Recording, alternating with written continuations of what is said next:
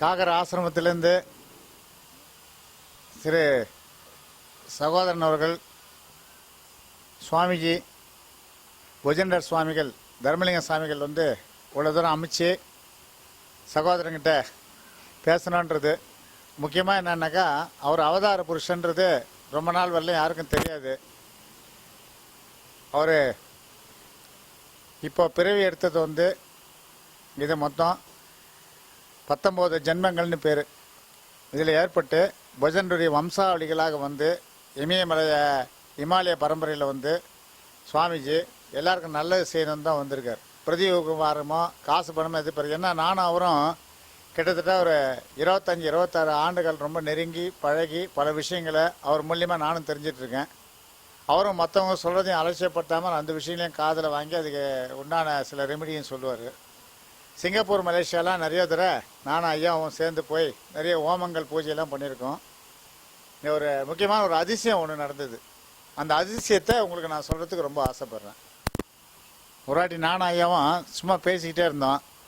ஏன்னா அப்போ ஐயாவுக்கு வேண்டிய நண்பர் ஒருத்தரை போய் பார்க்க வேண்டியது இருந்தது. காரணம் என்னென்னா அவர் எங்ககிட்ட சில இதெல்லாம் வாங்கிட்டு சில பொருள்லாம் எங்களுக்கு கொடுக்க வேண்டியிருந்தது. சரி, ஒரு முக்கியமான நண்பரை அழைச்சிக்கிட்டு அவர் கூட நான் ஐயா இன்னும் 2 நண்பர்கள் அவருக்கு பிரதமமான ஒரு மகனை போல ஸ்டேட் இருக்கார் அரசுன்ட்டு நாங்கள் எல்லாம் கும்பலாக எழுந்து ஒரு காரில் புறப்பட்டு போனோன்னா அந்த இடம் வந்து சிங்கப்பூர்லேயே கொஞ்சம் ரொம்ப டிராஃபிக் ஒரு நெருக்கலாக இருந்த இடம்.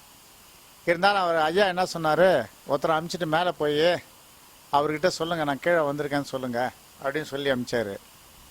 அவன் போய் மேலே போய் பார்த்துட்டு வந்தவன் தபான்னு ஓடி வந்து இங்கே கார் உள்ள நான் பார்க்குறான், மேலே அண்ணாந்து பார்க்குறான். என்னங்க ஐயா விளையாடுறீங்க, மேலே நீங்கள் தானே சார் அவர்கிட்ட பேசின்னு இருக்கீங்க ஐயா அப்படின்னு கேட்டான். ஐயா நானும் எல்லாம் காரில் உட்காந்துருக்கோம். அவன் என்ன சொல்கிறான், மேலே போயிட்டு ஓடி வந்து கீழே பார்த்துட்டு என்னங்க ஐயா நீங்கள் அங்கே பேசின்னு இருக்கீங்க. நான் எங்கடா பேசணும் இல்லையாண்ணே, அதுதான் அவர்கிட்ட தான் நீங்கள் பேசிகிட்டு இருக்கீங்க, அவன் உள்ள ஐயா வந்துட்டார நீங்கள் எங்கே வந்தீங்க அப்படின்னு. ஐயா அனுப்பிச்சிருக்க மாட்டார, உள்ளே தான் ஐயா பேசிகிட்டு இருக்காங்க இருக்கோன்னு சொல்கிறான். உள்ள வேணால் பாருங்கன்னா எட்டி பார்த்தா நீங்கள் வந்து அவர்கிட்ட பேசிகிட்டு இருக்கீங்க அப்படின்னு சொன்னான். இந்த மாதிரி பல அதிசயங்கள். அதே மாதிரி இன்னொரு வாட்டி என்ன ஆச்சுன்னா, நான் திடீர்னு வந்து அங்கேருந்து ஃபோன் பண்ணி கூப்பிட்டாங்க. அப்போ அண்ணா நகரில் இருக்காங்க சாமி. ஃபோன் பண்ணி இந்த மாதிரி நீங்கள் உடனே புறப்பட்டு வாங்க, வந்துட்டு நம்ம ஈரோடுக்கு போய் ஒரு ஹோமம் இருக்குது, ஒரு வராய்க்கு ஒரு ஹோமம் பண்ண ஒரு முக்கியமான ஒரு வீட்டில் நமக்கு ஆத்மானந்தன் நண்பர். ஆனால் அதுக்கு போயிட்டு நம்ம 2 பேரும் போயிட்டு அந்த ஹோமத்தெல்லாம் நம்ம செஞ்சுட்டு வந்துடலாம் அப்படின்னு சொல்லி கூப்பிட்டாரு. நான் சரி சாமி வரேன் அப்படின்னு சொல்லிட்டு போயிட்டேன். 2 பேரும் போய் ட்ரெயினில் இறங்கிட்டேன். 2 பேருக்கும் சரியான பசிக்கு என்னன்னாக்கா எதுவுமே வாங்கலை. நாங்கள் வாங்காதே வந்து ட்ரெயினில் ஏறிட்டோம். ட்ரெயினில் ஏறிட்டு 2 பேரும் உட்காந்துருக்கோம். ஃபஸ்ட் கிளாஸ் ரூம் தான் எல்லாம் இருக்குது. அப்போ வந்து இவர் சொல்கிறார், என்ன இந்த மாதிரி பசிக்குது நமக்கு என்ன பண்ணுறது தெரியல அப்படின்னாரு. எங்கிட்டையும் சொல்லார், நீ அதெல்லாம் மேஜிக் கீஜிக் பண்ணுங்களேன். இல்லையா சாமி இதுக்கெல்லாம் எப்படி பண்ணுறது, நீங்கள் உங்கள் விஷயம் வேறு நினச்சா நீங்கள் எது வேணாலும் இப்போ இங்கே கூட தருவிப்பீங்கன்னு. இல்லை ரொம்ப பசிக்குதுங்க, நம்ம 2 பேரும் எதனா பண்ணோன்னா இருங்கண்ணா, நம்ம எதனா சாப்பிட்லான்னா ஏற்பாடு பண்ணுறேன்னாரு. அது என்னன்னு தெரில. திடீர்னு பார்த்தாக்கா யாரோ ஒருத்தர் வந்து கதவு தட்டினாங்க. உள்ளே திறந்து பார்த்தாக்கா நல்லா நம்ம நல்ல ஒரு பிரபலியமான ஹோட்டல்னு வச்சிங்களேன். அந்த ஹோட்டல்லேருந்து டிஃபனு, தோசை, அப்புறம் இட்லி எல்லாம் இருந்தது. அதுக்கு வேண்டிய சாம்பார் சட்னி எல்லாம் இருந்தது. உடனே அங்கே பறக்க பிரித்து வச்சு நாங்கள் வந்து சாப்பிட்டோன்னே என்ன இப்போ சரியாக போச்சா என்ன சொல்கிறீங்க என்னன்னாரு. நாங்கள் நல்லா திருப்தியாக சாப்பிட்டோங்க, ரொம்ப திருப்தி. யார் கொடுத்தாங்க தெரிஞ்சவங்க யாருன்னா இருக்காங்களா, இது நமக்கு தெரிஞ்சவங்க யாருன்னா இருக்காங்களான்னு போய் பாருன்னாரு. யாருமே கிடையாதுங்க. யார் வந்தான்னு தெரில. எப்படி அந்த நேரத்தில் அந்த பசி போச்சுன்னு எங்களுக்கு தெரியாது. இதெல்லாம் என்னன்னாக்கா சித்தர்களை வந்து புரிஞ்சுக்கணுன்னா முதல்ல அந்த விளையாட்டுகள்னு பேர், இதுதான் சித்து விளையாட்டுகள்னு பேர். அதான் என் நண்பர் ஒருத்தர் வந்திருந்தார். அவருக்கு வரும்போது திடீர்னு வந்தோம் பார்த்தாக்க ஒரு ஆத்மலிங்கம் கொடுத்து அவர் இன்றைக்கி நல்ல பொசிஷனில் இருக்கார். அவருக்கு வந்து வரவழைச்சு கொடுத்து அதுக்கப்புறம் ஐயா வந்து ஜோதி காட்டி அவருக்கு சில ரகசியத்தை சொல்லி கண்ட இடத்துல உபதேசங்கள்லாம் வாங்கி வந்து நீ புத்தியெல்லாம் ஏன் இப்படி கெடுத்துட்டு இருக்கேன்னு சொல்லி அவரை ஒரு நல்லா திருத்தி இப்போ அவர் நல்ல ஒரு முறையில் ஐயாவுக்கு ஒரு ஆத்மானந்தமாக ஒரு நல்ல சிஷனாக நல்லா செயல்பட்டுக்கிட்டு வர்றார்.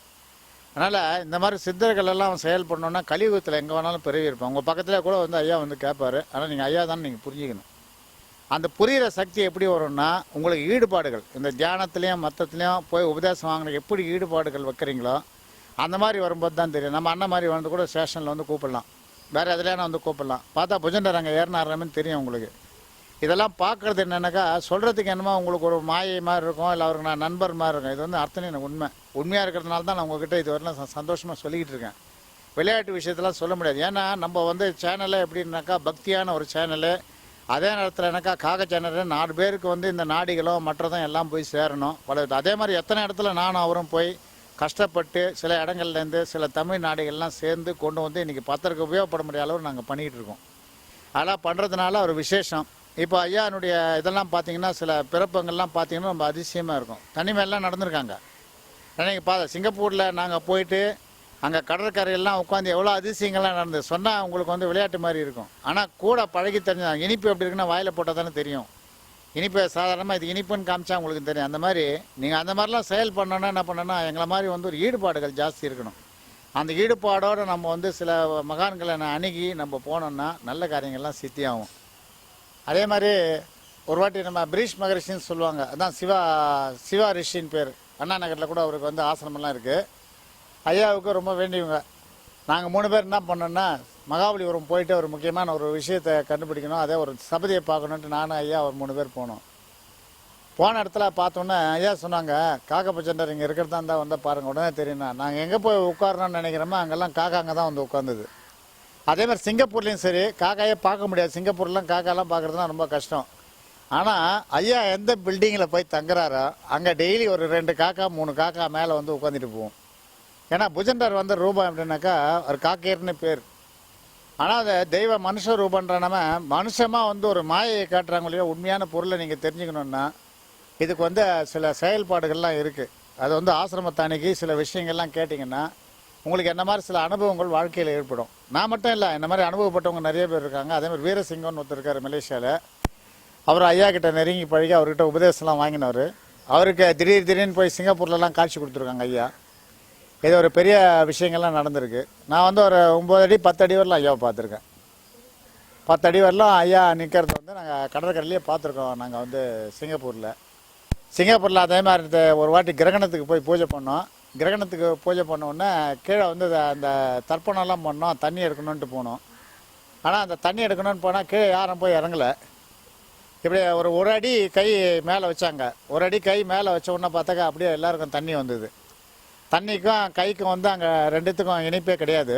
ஆனால் அங்கேருந்து இருங்க தர்ப்பணம் பண்ணலான்னா சந்திர கிரகணம் அன்றைக்கி. சந்திர கிரகணத்து அன்றைக்கி நாங்கள்லாம் போய் உடனே உட்காந்து அங்கே ராத்திரி ஃபுல்லாக ஜபம் பண்ணிவிட்டு காத்தால 2-2:30 மணிக்கு தான் வந்தோம். ஐயா தூக்கணும் வந்து அந்த தண்ணி வந்தது. அதுக்கப்புறம் எல்லாருக்கும் வந்து அந்த மந்திரங்கள் எல்லாம் சொல்லி அந்த குருபேசபுரம் எல்லாருக்கும் தர்ப்பணம்லாம் பண்ணி அப்புறம் ரொம்ப திருப்தியாக நாங்கள் வந்தோம்.